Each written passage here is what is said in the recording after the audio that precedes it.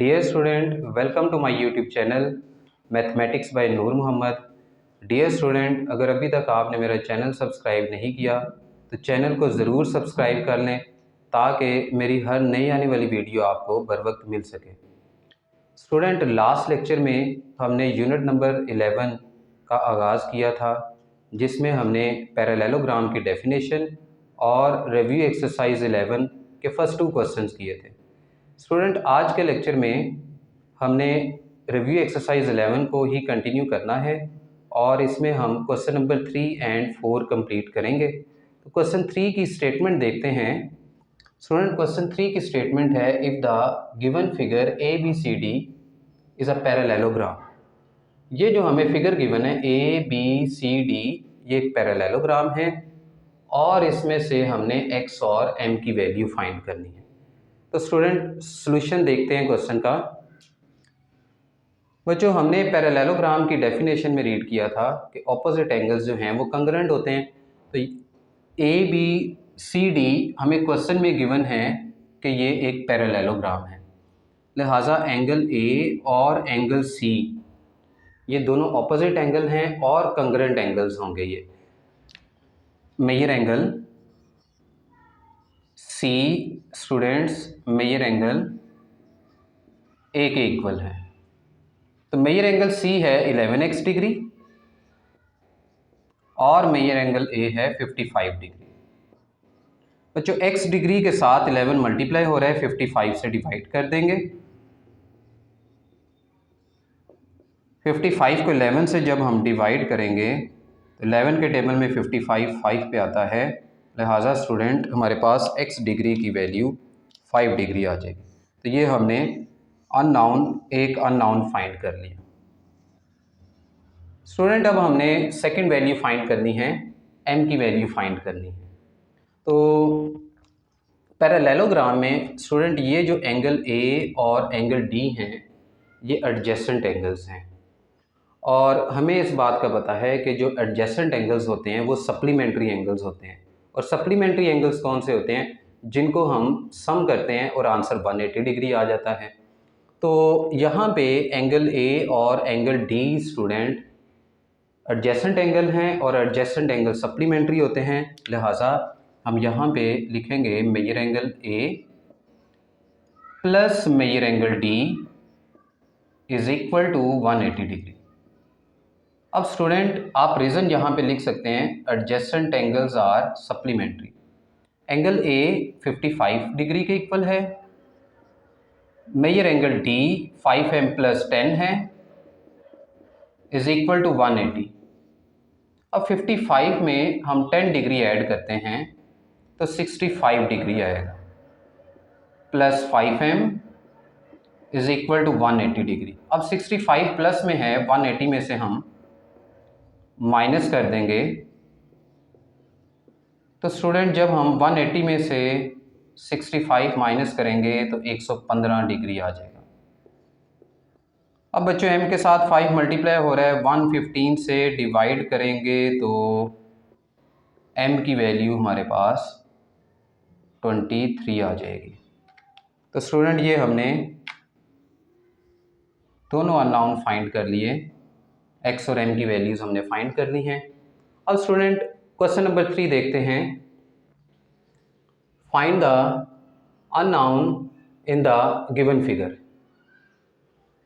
हमें ये एक डायग्राम गिवन है A, B, C and D और हमने स्टूडेंट 4 अननोन फाइंड करने हैं। m की वैल्यू फाइंड करनी है, n की वैल्यू फाइंड करनी है, x की वैल्यू और y की वैल्यू फाइंड करनी है।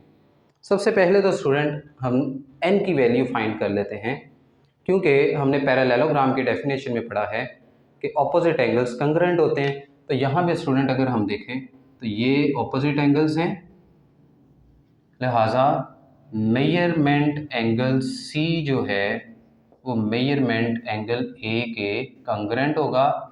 क्यों होगा? क्योंकि पैरेललोग्राम में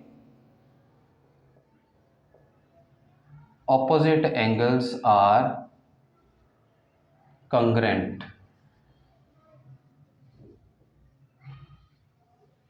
मेजर एंगल C जो है वो n डिग्री के इक्वल है स्टूडेंट, और मेजर एंगल ए 75 डिग्री है।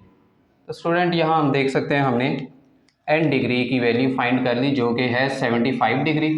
अब बच्चों हमने सेकंड अननोन फाइंड करना है, और जैसा कि हमने क्वेश्चन नंबर 4 में फर्स्ट पार्ट में जहाँ पे हमने सेकंड पार्ट में जहाँ पे हमने एम की वैल्यू फाइंड की थी, यहाँ पे हमने ये पढ़ा था कि एंगल ए और डी ये एडजेसेंट एंगल हैं, और adjacent angle student supplementary angles होते हैं। तो सप्लीमेंट्री एंगल्स कौन से होते हैं? जिनका सम करने से 180 आता है।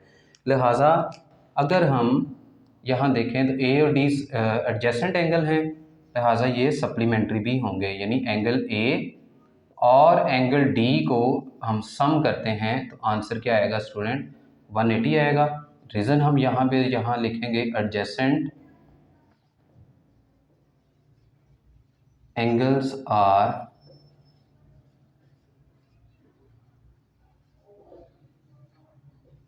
सप्लीमेंट्री। तो एंगल ए स्टूडेंट है 75,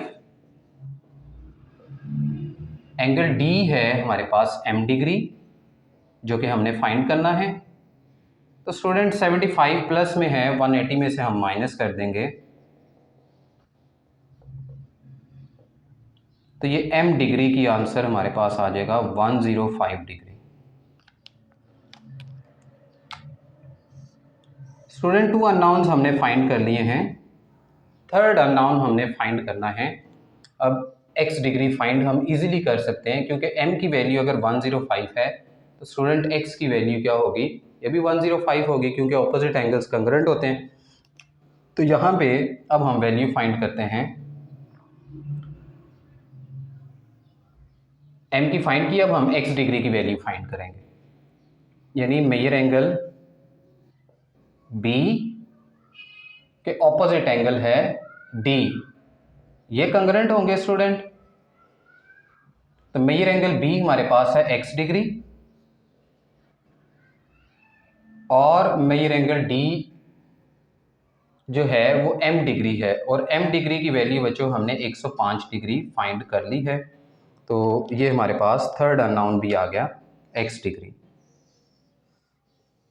इसकी रीज़न बच्चों आपने, मेरे पास अब जगह कम है तो आप यही रीज़न लिखेंगे, ऑपोजिट एंगल्स आर कंग्रुएंट, ठीक है, क्योंकि पैरेललोग्राम के ऑपोजिट एंगल्स क्या होते हैं? कंग्रुएंट होते हैं। अब बेटा लास्ट हमारे पास है अननोन जो हमने फाइंड करना है, वो है y डिग्री। अब स्टूडेंट y डिग्री यहाँ पे है। अब ये स्ट्रेट लाइन के ऊपर, ये एक स्ट्रेट लाइन है, स्ट्रेट लाइन पे दोनों एंगल्स बन रहे हैं x डिग्री और y डिग्री।